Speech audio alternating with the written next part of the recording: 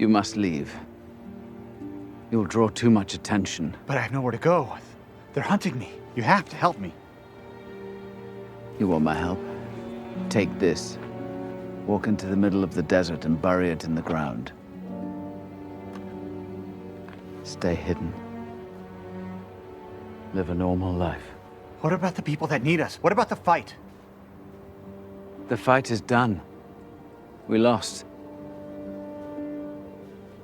What happened to you? You were once a great Jedi. The time of the Jedi is over.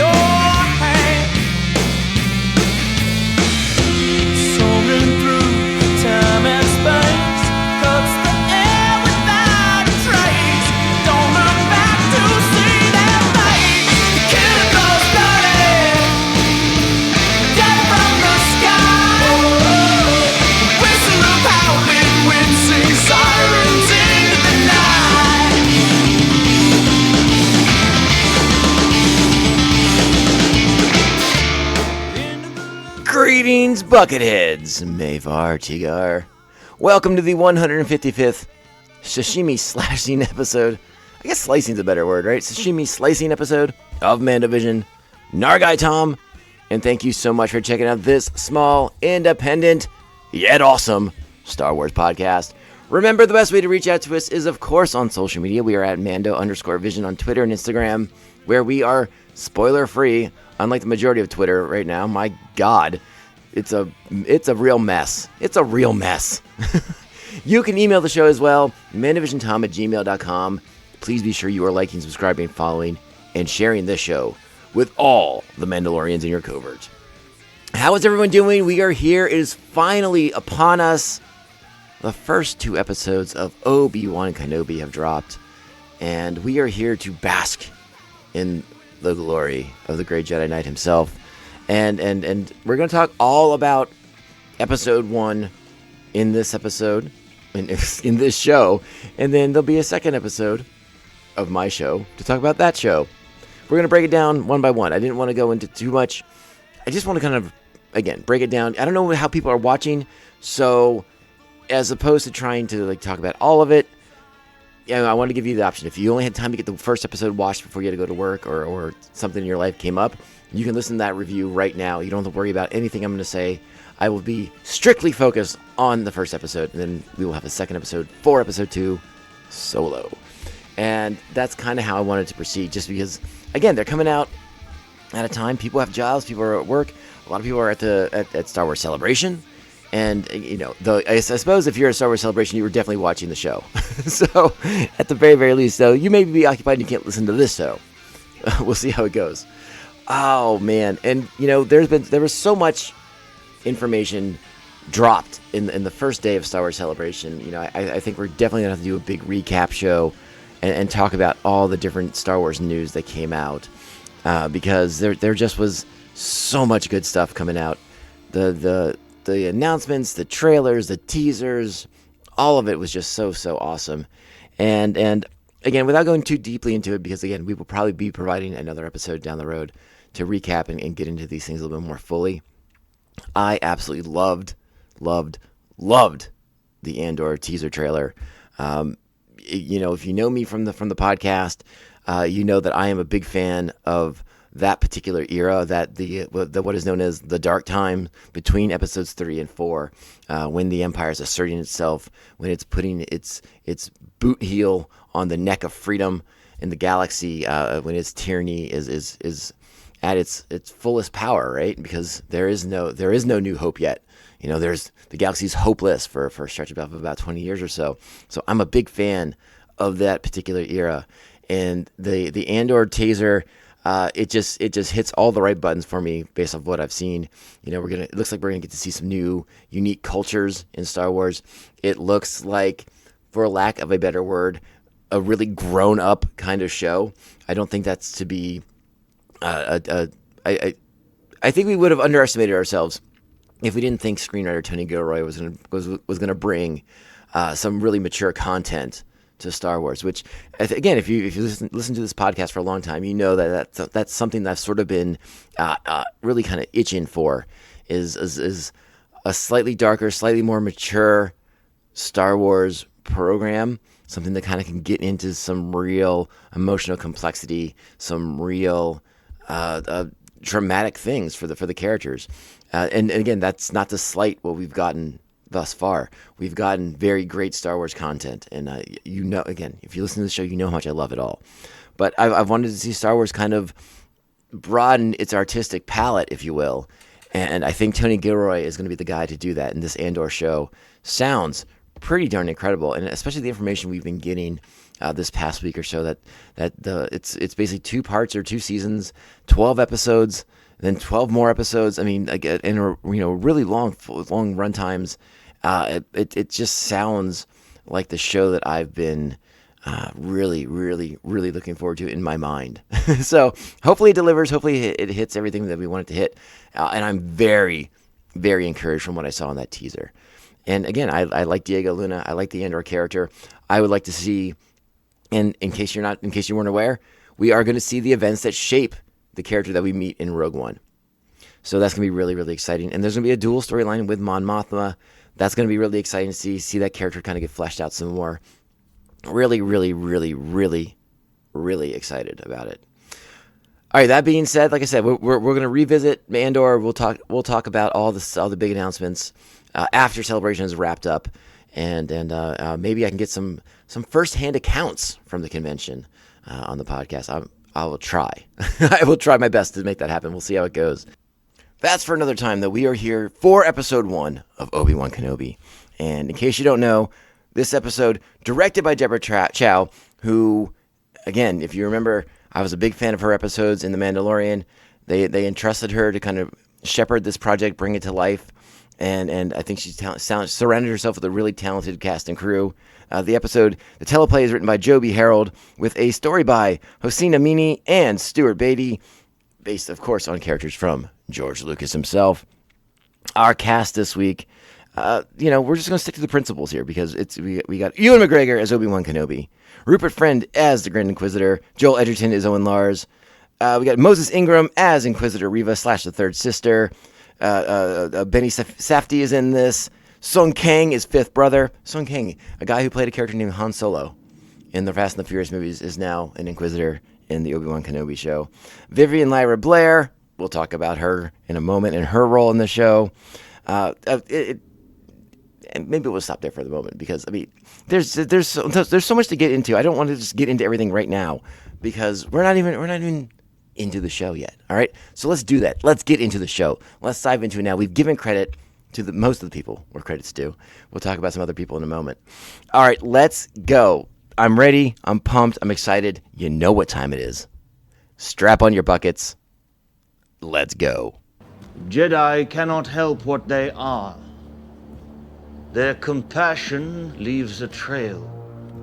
For example, in our line of work, rumors run rampant. Here's one I heard just recently. It involves a Jedi hiding right here, in your lovely saloon. Let's say ours is a wanderer. Maybe he's looking for people like him. Comes across this establishment. Nice place. And then he sees you. A man in need. Perhaps the locals are stealing from you. Threatening you. So what is the Jedi to do? Help you and risk exposure, or move on? Now, if he were smart, he'd keep moving, but the Jedi Code is like an itch. He cannot help it, so he steps in and saves your saloon. You offer him a place to hide, fresh water, shade from the suns, but the stories they begin, and they travel quickly. His compassion has been his undoing.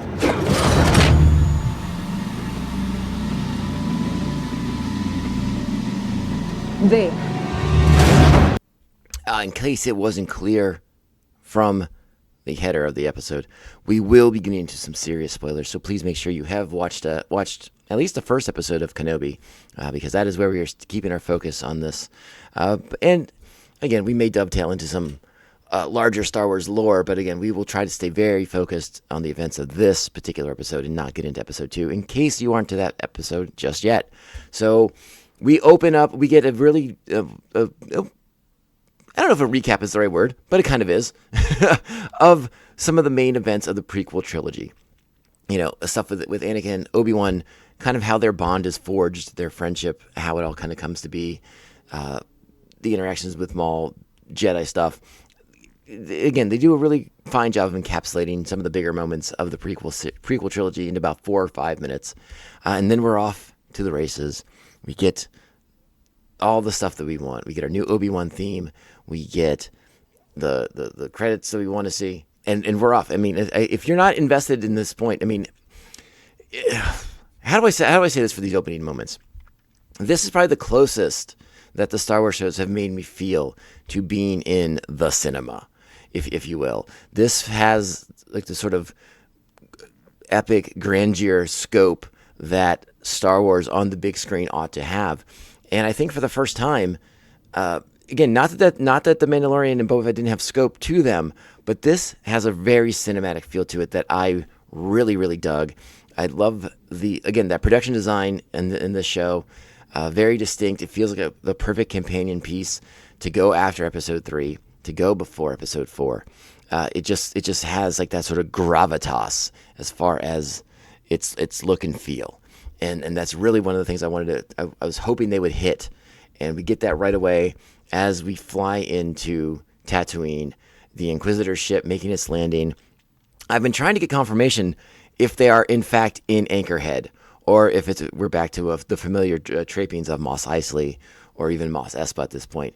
I sort of think it's Anchorhead because the skyline is a bit different than the other cities that we've seen on Mos Eisley thus far. Still awaiting confirmation on that. And Anchorhead is referenced later in the episode, so it sort of does make me think that that's the case. But if someone's read something or come across something faster than me, please, by all means, hit me up and let me know. But yeah, this is our introduction to live-action Inquisitors. And, a lot's been made of them online, specifically for the Grand Inquisitor and how his design is less adapted. There's a little bit more interpretation of his look from what we've seen of him in Star Wars Rebels. I'm fine with it. I think Rupert Friend is a fine actor to kind of bring this part to life. And I think he does a nice job. He kind of channels his inner Hans Landa in this opening sequence as he's stalking his way through the saloon. And he's very visibly very intentionally putting that vibe out there to sow fear and doubt and to get these townspeople to turn on each other and to rat out the Jedi that they are looking for. But as he's making his rounds, as he's sort of making the people uncomfortable and fearful, we see Reva in the background with Fifth Brother to the other side. And this is our first time, thus far we've only seen Reva, but what we see of Reva in this sequence is that she lacks patience. She is very fired up and kind of doesn't have time for the theatricality, the theatrics of the Grand Inquisitor at this point. She has sort of had enough of his speech, his talking. It's time to just find the Jedi. And so she uses the Force, throws a knife at the saloon owner's head, and knowing that the Jedi will save his life as the Grand Inquisitor has just laid out. And yeah, that's what happens. She goes for a kill shot. The Inquisitor does not want him dead. The Inquisitor wants this Jedi alive for interrogation. They want to find others. And the Grand Inquisitor has to stop Reva's kill shot. So that allows the Jedi to make an escape, which does not make him happy, but it allows us to get our sort of first insights into Reva, the third sister, and sort of her headspace. And I think it's very, very interesting and very, very telling. So let's go ahead and check this out real quick. You are reckless. What she's after scraps. Scraps are all we have left. Then we should be hunting bigger prey. He is not yours to find. We are past this, third sister. I will not warn you again. You will forget this fixation with Kenobi, or I will relieve you of your duties. Is that clear? Yes, Grand Inquisitor.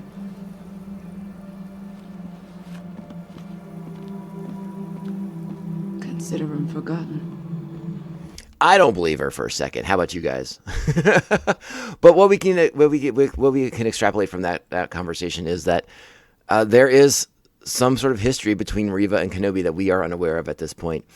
And what also strongly hinted at is that Reva has some sort of trauma from that connection, from that interaction she had with Kenobi in her past that put her on this path to being an Inquisitor. And we will get a little bit more information about that in the second episode, but for now we stay focused on this. And Reva, I think, is a intriguing character. I'm looking forward to seeing more from her, and I really do want to know more about this backstory because, again, as the Inquisitor says, she's fixated on Kenobi for a specific reason. I want to know what it is. I want to know more about it. What was sort of the thing that kind of got her locked onto Kenobi as a target. And when we do the second episode, I will venture a couple theories as some more information comes to light. But yeah, for now, let's just keep it, the mystery is building at this point as we get to kind of know these characters. This is also an interesting scene because I think, the trailer sort of led us to believe that the Inquisitors were there sniffing around for Kenobi specifically. But as this scene reveals, no, in fact, there's another Jedi on Tatooine.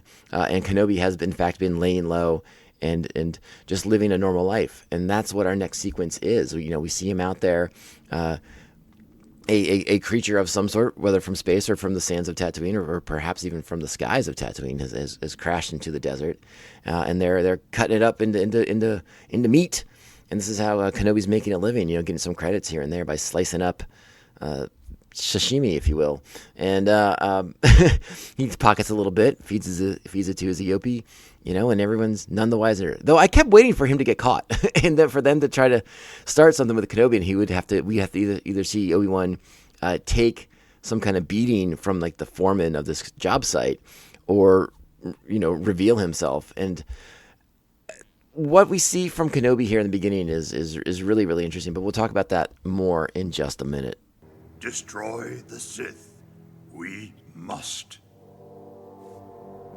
Send me to kill the Emperor. I will not kill Anakin.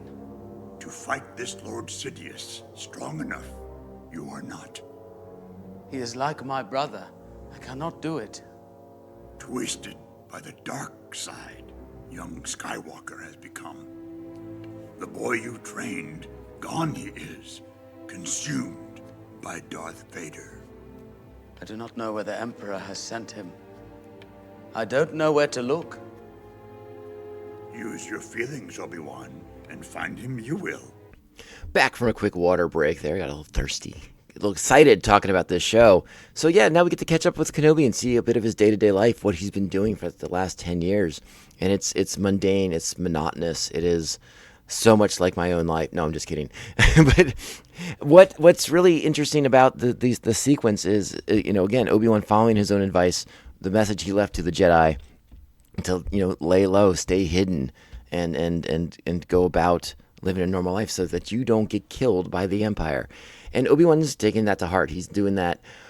But there's more to it with Kenobi, as we sort of find out through this opening sequence, catching up with him for the first time in 10 years, 10 years time in the Star Wars story, is how deeply affected he is by the fall of the Jedi, his failures as a teacher, as a friend, as a Jedi, the sort of trauma he's dealing with on a daily basis from having to fight Anakin, from killing Anakin in his mind, and how he still suffers from that, how he still has to deal with that, wrestle with that, the sort of inner turmoil that's caused him, sort of PTSD, if you will, that he has from the events of Revenge of the Sith, and then how he is trying to not necessarily deal with those very things, but to kind of tamp them down with his mission by focusing his efforts on providing for the child, keeping the child safe,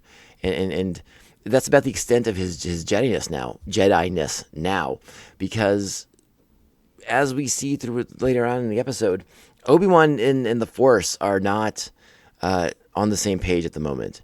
Obi-Wan is reluctant to get involved with anything to do with the Force. I mean, to him, he betrayed it. It betrayed him. We're waiting to kind of get some more clarity on that. But he and the Force are not on the same page. That's probably the best way to describe it. He's not using the Force and he's not pursuing the Force. Obi-Wan's lost. He's lost. He's his sort of lust for life he had, the passion, sort of the fun going Obi-Wan that we know from the Clone Wars era, with the quips and sort of the lighthearted repartee, it's gone. He's just defeated. He is kind of rudderless in a sense, other than his mission to protect Luke, and it's just the day-to-day monotony, and he's sort of left with that. But he's left all the Jedi stuff behind. We'll catch up with him in a little bit as he tries to commune with.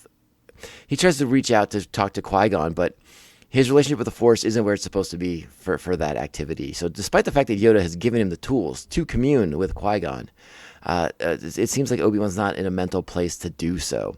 His traumatic issues are affecting him. And again, he doesn't trust himself. He doesn't trust the Force. He's completely lost confidence in himself. And that's sort of the struggle that we find Obi-Wan in as our plot begins to rocket forward on the next sequence of events. One thing I did want to play this light moment as we find out that basically Obi-Wan's only real contact with the outside world is a Jawa that comes to his place. And he had a specific task for this Jawa. He wanted him to find a toy that he could give to Luke Skywalker, and it's the model of the T-16 that we all know from Episode 4. But I enjoyed this little exchange with the Jawa named Tika, because a Jawa's gonna Jawa, and that's what we learned in this sequence.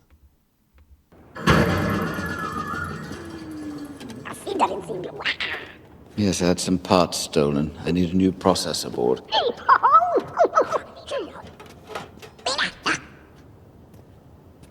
Tika, if you're going to steal my parts and then sell them back to me, could you at least clean them first, as a courtesy? Yes, indeed. Cleaning does cost extra, my friends. That is a fact. So I enjoyed that bit. A moment of levity as we catch up with our hero in a very dark place. We get a little moment of humor.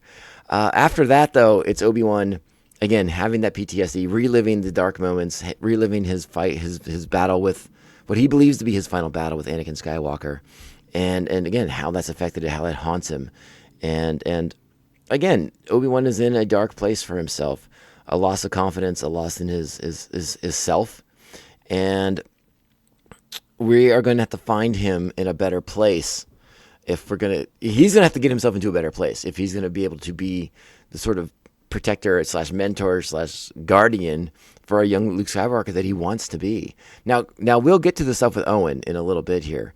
Because the next sequence is the next day where from the trailers we saw Obi-Wan observing young Luke from a distance, the moisture farm, as Luke breaks away from Owen to go and play instead of doing his chores. Again, very on brand for Luke Skywalker. And this is and Obi-Wan waits for nightfall so that he can deliver the T-16, in secret to the Owens, to the Lars moisture farm. It's on his way back to his cave. We should mention that Obi-Wan's living in a cave at this point. He doesn't have the hut that we find him in Episode 4 when he rescues Luke from the Tusken Raiders. No. Again, this is sort of part of like this no confidence Obi-Wan Kenobi. This loss of self is that he just hides in a cave. He isn't part of the community. He isn't trying to be anything more than essentially a scavenger in a sense. I mean, he's taking these odd jobs as like a day laborer, He attempts to moisture farm for his own sake, for water. Jawa steals from him. He buys the parts back. It's a very sad life that Obi-Wan has at this point. And again, and I think it's like him sort of doing penance, right? He wants to live this sort of destitute kind of lifestyle as a way to pay for his sins against Anakin, right? I think that's sort of what he's going through, how he's sort of processing the choices that he's made to live this way. He wants to do his mission. He wants to keep an eye on the boy. He wants to eventually train the boy. And again, we will talk about the moment that we've all seen from the trailers between he and Owen Lars. But it's important to kind of get into Obi-Wan's mental state now, particularly as we find out what the real plot of the show is going to be, at least our main plot of the story. I mean, we know from the trailers that there's bigger things happening here, but like what's sort of like the inciting incident that gets Kenobi back into the galactic fray, if you will, after hiding and laying low for 10 years.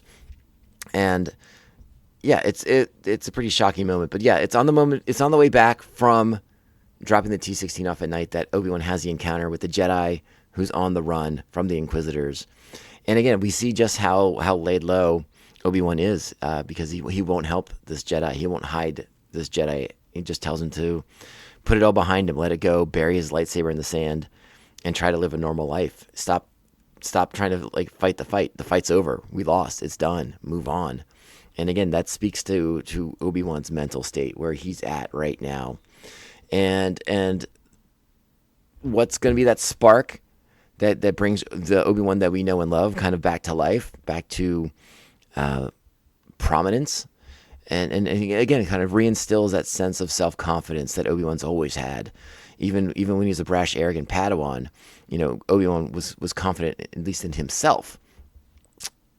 He has to get back to that place, though. Again, the traumas, the PTSD from fighting Anakin, big time stuff. It's a lot of heady things, but being in Obi-Wan's headspace right now is really, really important, because it's after the meeting with the Jedi that we shift scenes.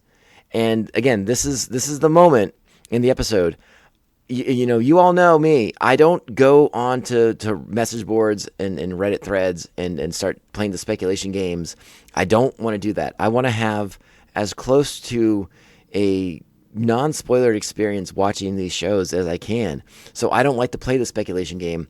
I don't want to analyze every piece of every frame of a trailer, every frame of a teaser to try and decipher something. I don't look at all the casting announcements. I don't want to know most of the time. I'd rather be surprised. And a lot of that stems from the first time as a kid watching The Empire Strikes Back. And when Darth Vader drops that knowledge on Luke that he's his father, and that moment where your brain explodes, I have basically spent my entire life trying to recreate that moment where my brain explodes. What happens in the next sequence when we shift from Tatooine to Alderaan was pretty close to that moment, because I couldn't believe. I was like, wait a second. Do people know about this and I don't? Like, what's happening right now? I had no idea we were going to Alderaan. I had no idea we were going to see the Organas, Jimmy Smith's returning as Bail Organa. I had no idea we were going to spend time with a very fiery, precocious Princess Leia at the age of 10 years old. And my mind almost broke in half. I was so delighted to see this, because, again, the trailers do a wonderful job of sort of misdirecting us to keep the focus on Obi-Wan watching after Luke. This makes so much sense in so many ways, because, well, you know what? I'm going to put a pin in that and talk about that for the episode 2 conversation. But knowing that something is going on with Leia in this show, you have to start to wonder. Again, we're sort of speculating. We sort of wonder. We have some questions about Reva when we meet her. Now we have to question, like, oh, why are we meeting Princess Leia? What's going on in this show? And again, we find out that she gets up into adventures. She likes to shirk her duties. Again, different kind of duties than Luke has as the adopted son of a moisture farmer. But she is attempting to dodge her royal responsibilities. She doesn't want to go to these fancy dinners. She doesn't want to go to the spaceport and ride back and wave at people from the hover cars and all that stuff. She wants to go play in the woods with her little droid Lulu and Lola. Lola? Yeah, there's Lola. No, Lulu. We'll find out in a minute. I'll double check that.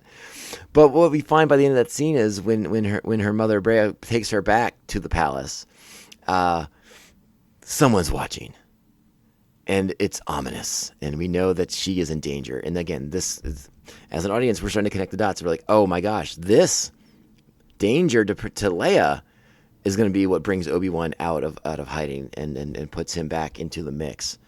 And it's, again, I think it's really, really well done. What happens next? We cut back to Tatooine after the implied threat to Leia is sort of revealed, as we see the back of the head of a dangerous, nefarious-looking fella in the woods, watching Leia, kind of seeing her patterns, figuring out what the move's going to be. And yeah, I mean, we know it's going to be bad news. But what happens? Okay, so now we cut back to Tatooine, and here is our moment between Obi-Wan Kenobi, Owen Lars. We've seen parts of this from the trailer. This will be the full clip, which has another soon-to-be classic Owen Lars burn on Obi-Wan Kenobi. We talked about this. If you're following me on Instagram, I think I mostly posted this on Instagram. I made it to the Twitter, but it's definitely on the Instagram. I posted a bunch of the panels from, I believe it was from Star Wars 15, back from like 2015, 2016, something like that. Jason Aaron had written. They started doing like these one-shot issues from the journals of Obi-Wan Kenobi, and a lot of it is his time on Tatooine between Revenge of the Sith and A New Hope. And there's an exchange in that comic that's very similar to what we see in this sequence between Ewan McGregor's Obi-Wan Kenobi and Joel Edgerton's Owen Lars. And I can't tell you how delighted I was to see Joel Edgerton come back and be Owen Lars once again. Joel Edgerton, I think, is a really fantastic actor. I really like his body of work over the years. And his willingness to come back and be Uncle Owen, possibly one of the most misunderstood Star Wars characters of all time, is really fascinating to me. I really respect that. And he brings a certain, I'll just use the word again, a certain gravitas to the part. I mean, Joel Edgerton, he's a little bit more under the radar, but that dude can act his face off. And seeing him do this is really, really great stuff. And we're going to talk more about Uncle Owen down the road. I got a whole thing lined up to talk about Owen. I was hoping to have time to get into it before the show debuted, but we had some Star Wars news to talk about, the Vanity Fair article last week, so that sort of pushed things back a little bit. And we're going to get into talking about Uncle Owen. Again, in my opinion, one of the most misunderstood Star Wars characters of all time. But let's go ahead and check out this sequence between Obi-Wan and Owen Lars. I want you to stay away from him. We don't need anything from you, Ben. It's just a toy. It's a lot more than that.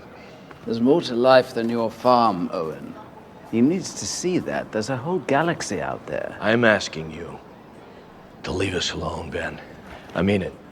Is he okay? You don't care if he's okay. You care if he's showing. It's my responsibility, Owen. Well, I'm his uncle. We talked about this. When the time comes, he must be trained. Like you trained his father?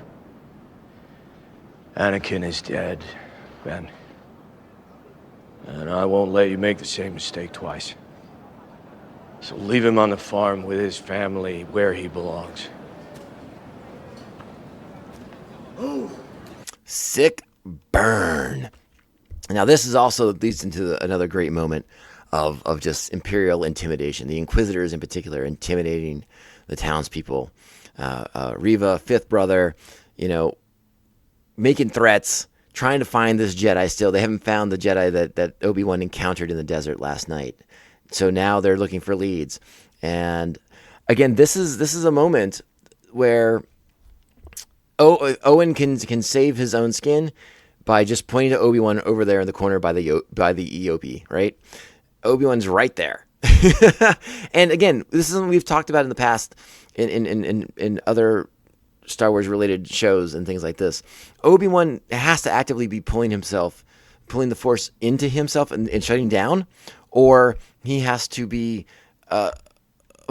effusing himself of the Force at this point, right? Or else they would know he's there.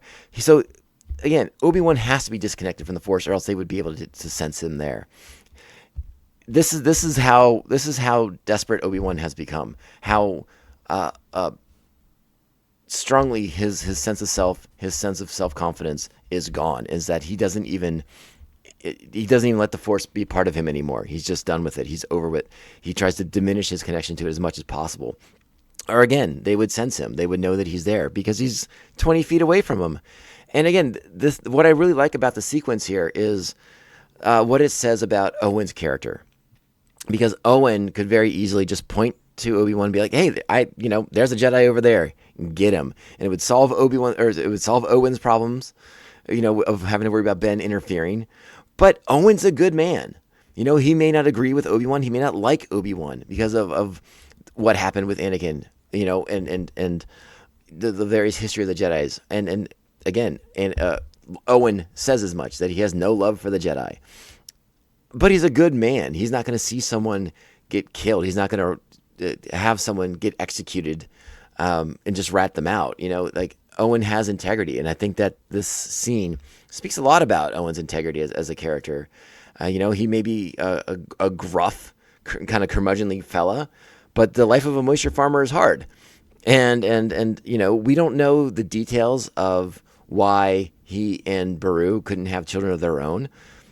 So I think Owen also looks at Obi-Wan arriving that day on an Eopie with a small baby as something of a blessing, right? Because they probably were trying to have a child. There was probably some sort of fertility issue.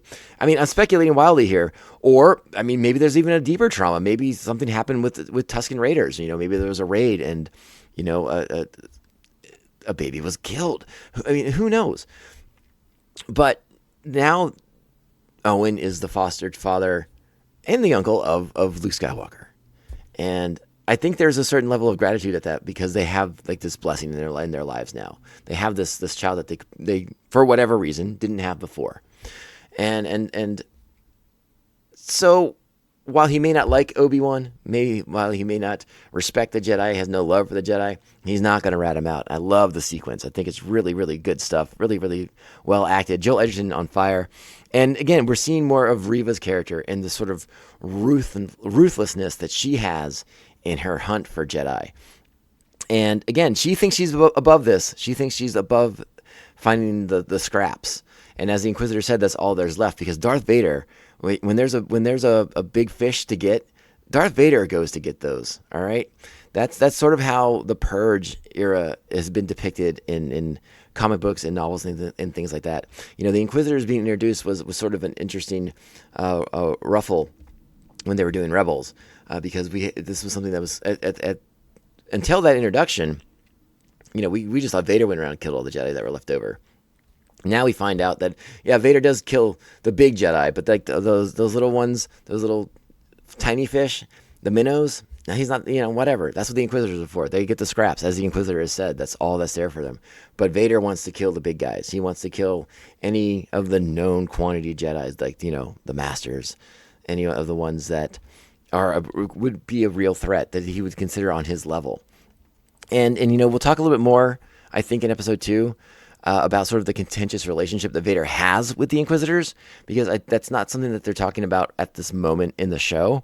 But Vader, he's not crazy about the Inquisitors. They're not like his favorite group of people. He tolerates them because the Emperor wants this.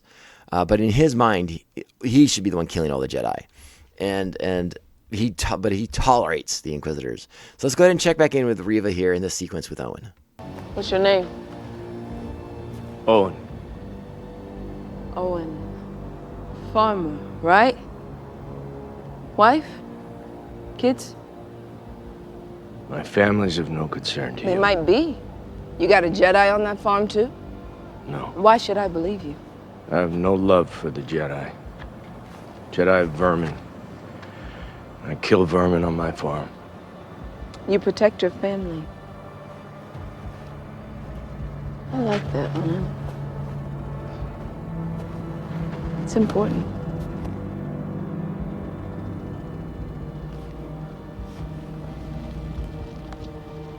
You think you could protect them from me? Tell me where where the Jedi is, or this man and his family die! The Jedi are cowards.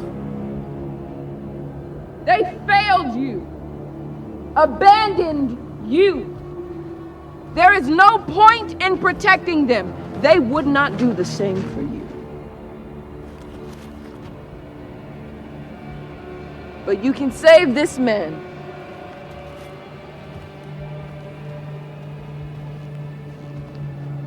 Save his family.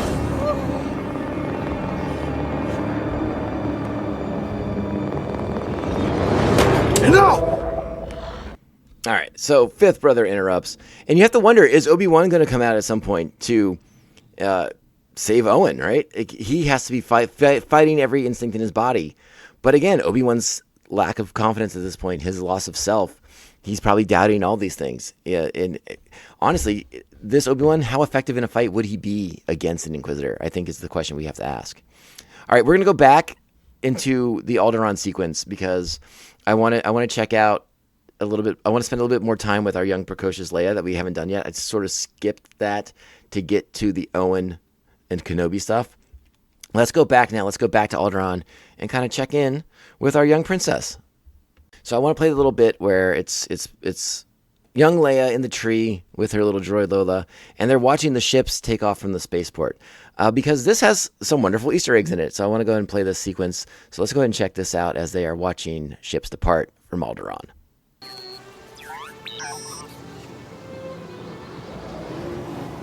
Medical freighter. Pleasure barge, boring. Casino ship, not bad. Ooh, a tri-wing, that's a new one. Ooh, an Aquilian ranger, probably scouting for Mersan pirates. All right, if you're a longtime fan of the original Star Wars screenplay, if you had a chance to read that or peruse the Dark Horse adaptation of it, the Aquilian Rangers, this is all stuff from the early George Lucas drafts of Star Wars. Mercenary Pirates, all of it. It's Mercenary Pirates are from early Marvel Star Wars comics back in the 70s, 80s. But the Aquilian Rangers, that's early George Lucas drafts of Star Wars. That's kind of a fun little Easter egg in there. But let's check out the rest of the sequence now. No? Traitor, maybe? You had to do this today? Do what? Down.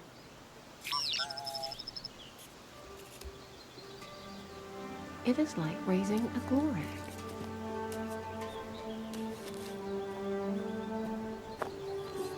No Lola for the rest of the day. But she didn't do anything. Shut her down. I mean it.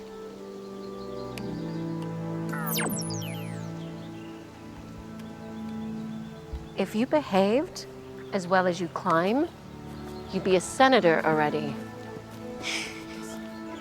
You'll have to change in the speeder. Come. It's not like anyone would miss me if I wasn't there. I'd miss you. All I ever do is wave. Then do more than wave. You get out of this what you put into it. I'm sorry, Mother. I really am. I promise I won't do it again.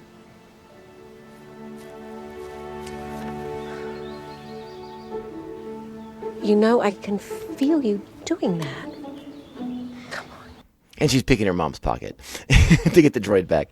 It's so good. It's really, really wonderful. This stuff blew me out of the water. This was not something I was expecting to see, but it makes so much sense in the grand scheme of things. And again, we'll spend more time talking about that when we break down episode 2. But just what a delight. What an absolute delight this was to spend time on Alderaan and to spend time with a young Leia who we've not really had much interactions with previously in this regard. You know, a lot of times we're focused on, young Luke. How great is it that we're spending time with a young Leia? And I really, really love this avenue they took, this road they went down, because we've seen some interviews with Deborah Chow recently where she was encouraged after the first round of scripts to swing big and to swing bigger than what they were going for, and that's how they ended up with Vader and all these other things into the script. And I wonder if Leia was another one of those swings too, because we had heard reports that the first round of scripts didn't work out because it was maybe a little bit too similar to The Mandalorian, with Obi-Wan maybe looking after Luke in sort of a similar fashion. So why not mix it up? Have Leia in this scenario so that you force Obi-Wan to kind of get back into the galactic saddle again, to aid her in the assistance that she will need at some point in the very, very near future of this series. So I really love this approach. Again, this blew me out of the water. I didn't see this coming at all. Loved every freaking second of it. And this young girl they have playing Leia, I think, is just fantastic. Kind of embodies all those character traits that we know about Leia. And again, and also seeing the similarities between her and her twin, Luke. Like, we just saw Luke shirking his responsibilities to go play and pretend he's flying a speeder or whatever. And now we see Leia doing the same thing to go climb a tree and watch ships depart the spaceport on Alderaan. It's really, really awesome stuff. So the next little sequence I want to play is we're going to stay on Alderaan. We're at the big party. The Queen's sister is in town, brought her stupid, lame husband with her. And what I like about this sequence is, again, it's the Queen, it's Bail, and they're having this conversation with the husband of the Queen's sister, and we're seeing what kind of person supports the Empire, what sort of person is pro-Empire, and it's the sort of person who wants to line their pockets and make a ton of money. Surprise, surprise. But I like this sequence. I like Bail Organa's sort of being, I suppose, diplomatic is one way to put it, in the way that he's trying to kind of say, oh, we got some work to do in this whole empire thing. But, again, just check it out. After the disaster of the Republic, the Empire is finally lining some pockets. Huh? There are still some issues that we need to address. Slave labor, taxation of the outer rim. I didn't come here to end slavery, Bail. I came to eat your food. Save the bleeding heart for the Senate. A drink, Senator. Thank you. And that was C-3PO's cameo right there, in case you missed it. R2-D2's moving around this party serving drinks, too, in case you missed that as well. So we get our droids. We know they're doing well on Alderaan, serving their function. But what I like next is this bit with Leia. And this, again, the first sequence with her, I think, kind of shows that mischievous side of her, the sort of playful, rebellious side of her. But the sequence now with her cousin shows the Leia that we will come to get to know best, the one who stands for what's right and has no problem saying what's on her mind, especially because she's in the right. So check this out. It's really good. It's probably a long clip. I'll get in trouble for playing it, but that won't be the first time. Your Highness. Oh, thanks, Wyo. My pleasure. You think you're droids? It's good manners. You don't need manners when you're talking to a lower life form. Then I guess I don't need manners when I'm talking to you. You know the difference between you and me, cousin? I know things. My father says they never let you leave this planet. They don't want anybody to know about you because you're not one of us. You're not even a real Organa. You're scared of him. Your father. You want him to like you, so you repeat what he says, even though you don't really know what it means. You think being like him will make people frightened of you, but really, you're the one who's scared. You've never made one decision for yourself in your entire life, and you never will. I may not have seen much, cousin, but I can see that. That is a burn. That is so good. I love that so much. Everyone was so excited about those burns that Owen was throwing down on Obi-Wan, but that burn that Leia just dropped on her cousin, that boy is not recovering anytime soon from that. That's so good. I love it. This kid playing Leia is fantastic. Love her to pieces already. So Leia does get in a little bit of trouble though for that, and the Queen and Bail Organa, they want her to apologize. Leia has no interest in it, but I love this little chat between Bail and Leia. Again, that relationship between them is very, very important in Star Wars. So I like this little moment between them, so I want to go ahead and play this for y'all too. Again, probably going to get in trouble. Not the first time. I wanted to live out way past Cthulhu when I was your age. Chase Purgle. You know, Purgle. We're in Star Wars Rebels. Go check it out. Good stuff. had a whole plan. What happened? I got older. Had to find some other adventures. Started chasing your mother instead. This is your future, Leia.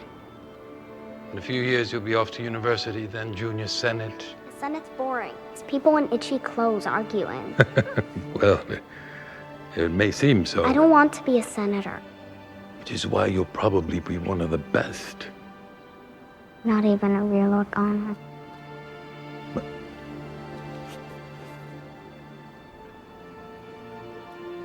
Don't ever say that. You are a child. You are an Organa in every way. One day this planet will look to you, Leia. There are many ways to lead. You just have to find yours. Plus, imagine the look on your cousin's face when you get to boss him around for real. But for now, we will apologize. Yes, Father.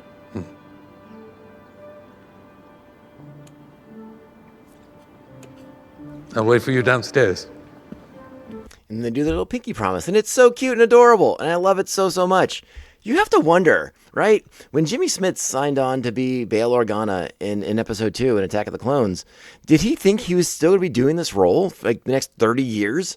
It's, okay, maybe not 30, but 20 years, right? Like, this is pretty wild. Like, he's like, oh yeah, I'll be in the Star Wars prequels, and that'll be that.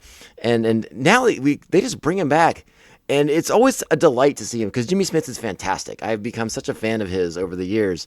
And I'm always just delighted when he comes back. Always delighted to see Jimmy Smits come back and be Bail Organa. He's fantastic. And this scene between he and Leia is just so cute and charming. And it's wonderful. But this is also the moment where things are about to pick up. Things are about to get a little cray-cray. So we'll catch up with Leia as she's decided to run off once again through the woods instead of making that apology. She didn't want to make it in the first place.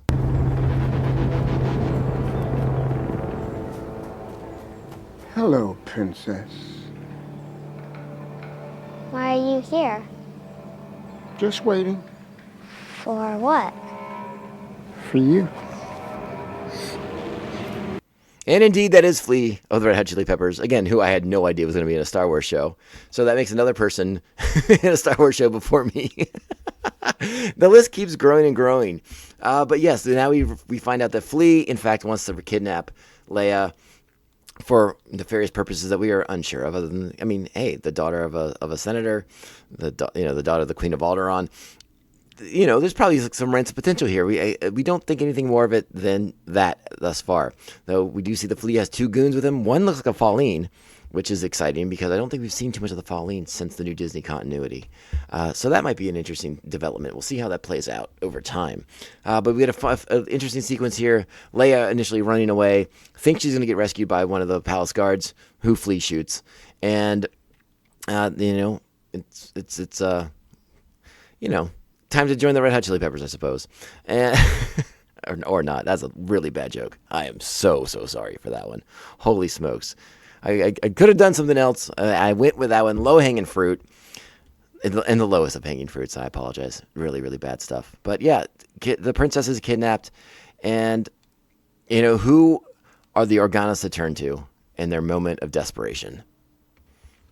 So of course, they reach out to Obi-Wan, who's sitting out on his little vestibule, if you will, and he hears a chime, something long forgotten, buried in his stuff, his old communicator that he didn't think he'd ever hear activated again, and with a lot of trepidation, he goes towards it, uncovers it, finds it. It is in fact beeping. He's not losing his marbles, and it looks like there's genuine hesitation on his face as he goes to activate the device. Let's check it out as Obi-Wan has to sort of begin to confront his past, probably for the first time in quite some time. We don't know who it was. No ransom, no leads. Whoever they are, they knew where she would be. They were waiting. She needs you, Obi-Wan. We can't trust anyone else. What about the Senate? We cannot let this become public. It would draw too much attention. Were you a guard then? Or a bounty hunter? Only you know how important she really is, Obi-Wan. If Leia is discovered... I can't leave here, Bail. My duty is to the boy. What about your duty to his sister? She's as important as he is.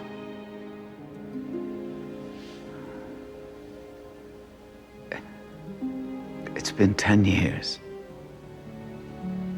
I'm not who I used to be.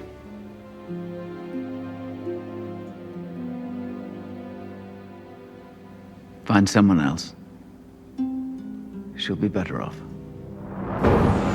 There it is, that stunning lack of confidence that Obi-Wan has. And again, an Obi-Wan that we've never seen before. He is shook 10 years later, and he doubts himself more than ever.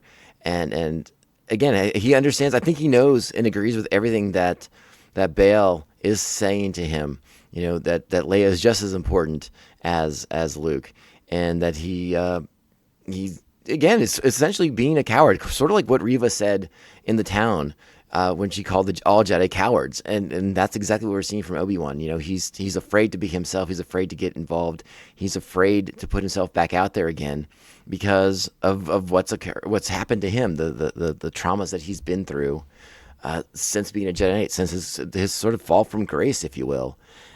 It's really, again, Ewan McGregor's acting his face off as well. You know, the emotion in his face as he tells them that he can't do this, that they would be better off.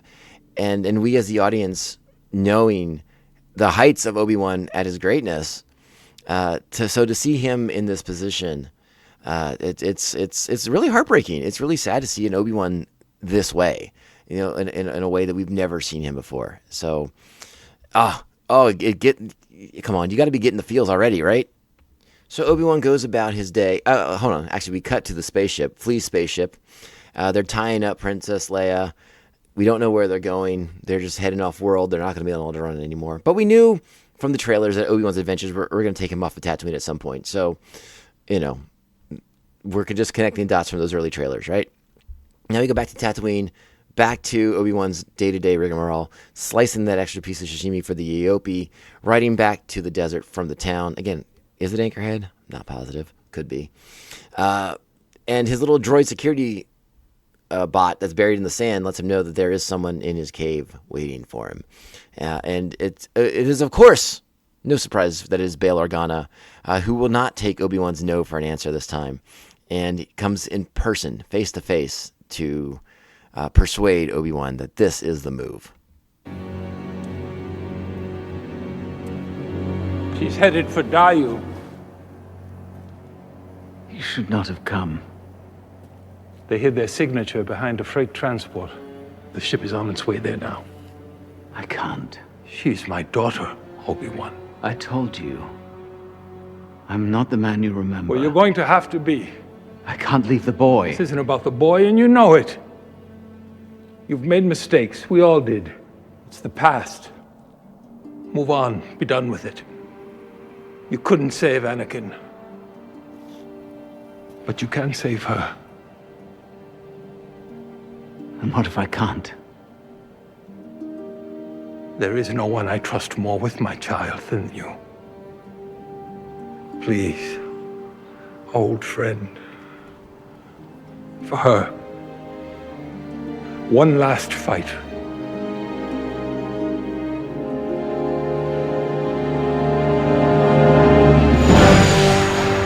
Ooh, that's a persuasive argument. Bail Organa must have been a pretty darn good senator, I would imagine. So we cut back to a captive Leia at that point. She's gotten her little droid Lula out, and Lu's trying to cut her free, and we think that maybe Leia's going to make a break for it. Not so fast. Flea shows up, smashes the droid, smashes her escape attempts. Now we cut back to Tatooine. Obi-Wan on the EOP heading out deep into the desert. But he seems to know exactly where he's going, and he's brought his shovel with him. And what he digs up, I think we all waited for it, a simple case with 2 lightsabers inside. And we know that yes, the plea from Bail Organa has succeeded. And Obi-Wan, despite his reluctance, his hesitation, his doubts, and again, the holes in his confidence, will attempt to rescue Princess Leia here. And it's a really visually striking moment when he pulls the lightsabers out of the sand. Again, we've been seeing lightsabers get buried in sand for a little while now. It's nice to see some get unburied from the desert, in my opinion. I did neglect to mention too that when Obi-Wan's coming back from his day-to-day rigmarole, cutting that meat, that when he gets back to town, they have in fact the Inquisitors have in fact caught the Jedi. He's hanging there in the town square for all the world to see. And I think Obi-Wan feels that he's now failed this Jedi too by not helping him. So this is like another compounded failure for Obi-Wan, that he now has to, another cross to bear, another weight for his shoulders, another rock to push up the hill, as if he were Sisyphus. And it's Obi-Wan's got a lot of failures stacking up on him at this point. And maybe that's also part of the motivator to get him out of this rut that he tends to find himself in, this swirling spiral of despair that he lives himself in. Is now it's time. He's going to listen to Bail. He's going to take the tip to Dayu. He's going to go get his lightsabers, and he's going to save this girl because another person has died because of him. And now it's time to step up and make sure that another person doesn't die, and it's not another cross for him to bear. And it's also at this time that our kidnappers are reaching out to their employer. They are not the ones pulling off. They're not the masterminds of this. They are, in fact, hired.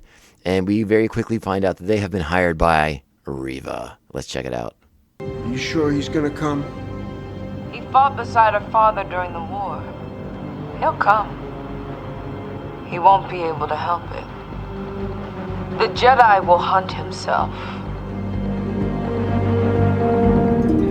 All right, now I want to talk about that sequence just for a little bit here, because I feel like there have been some misinterpretations of that particular line.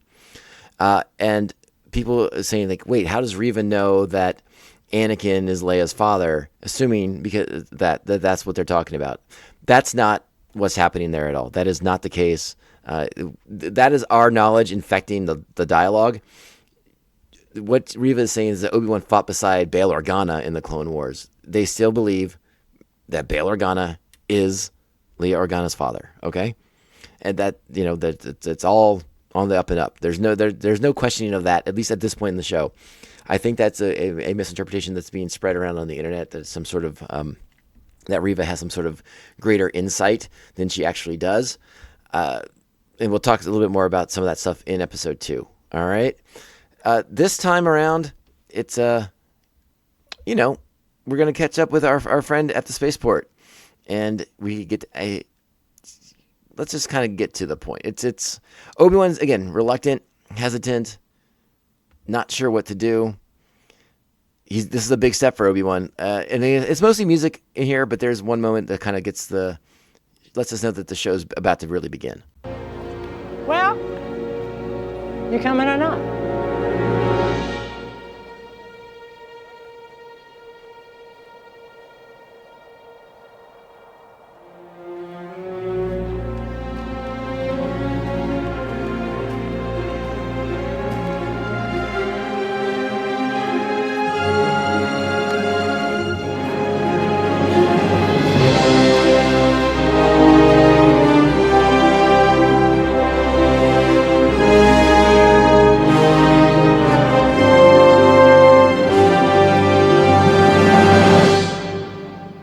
And there it is. That is the first episode of Kenobi.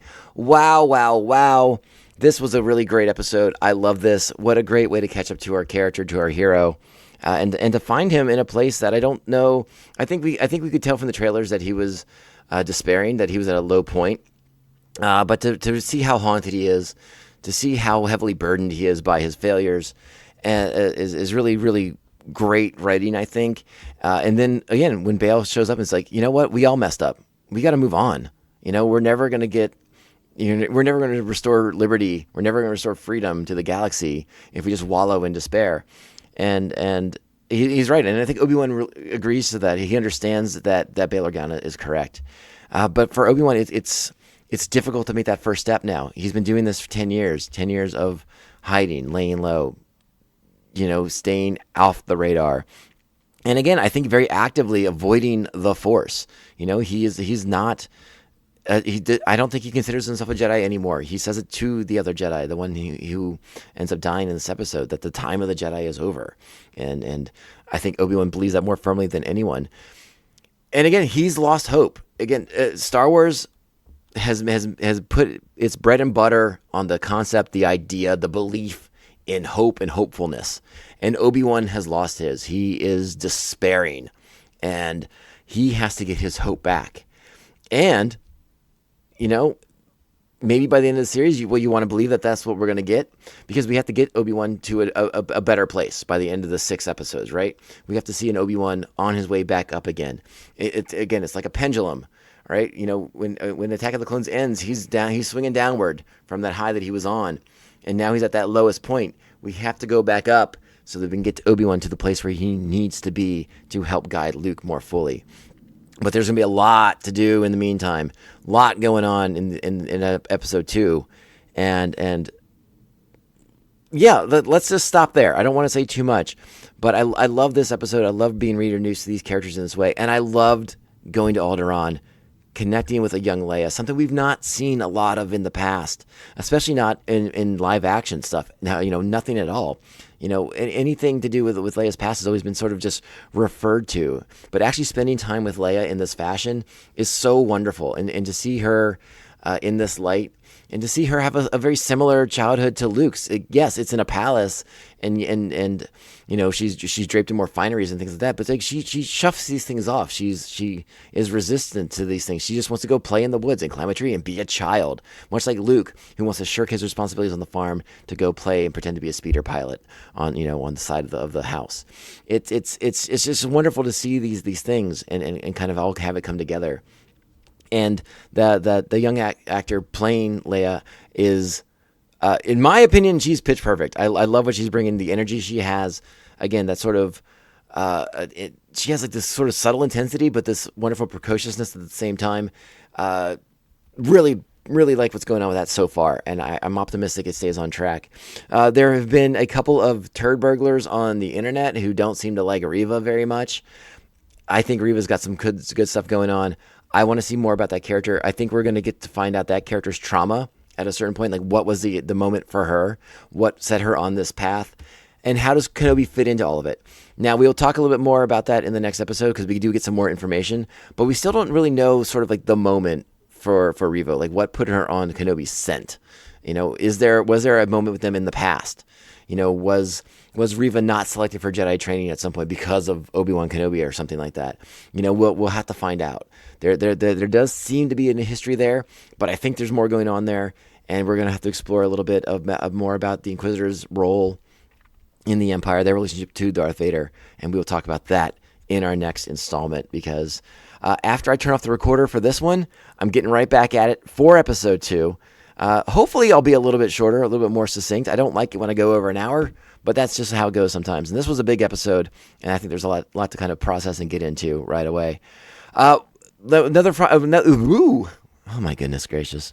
Well, if this is your first time listening to the show, I hope I've made a decent impression on you, and you'll come back for our next one. New listeners, old listeners, welcome. Thank you for coming back. So glad you're here. We try to have as much fun on this podcast as humanly possible, because it's a Star Wars show, and a Star Wars show should be gosh darn fun time. You can reach out to us on social media, and I would love it if you did. I'm at Mando_Vision on Twitter and Instagram. You can email me, mandovisiontom@gmail.com. Make sure you're liking, subscribing, sharing, and following this show with all the Mandalorians in your covert.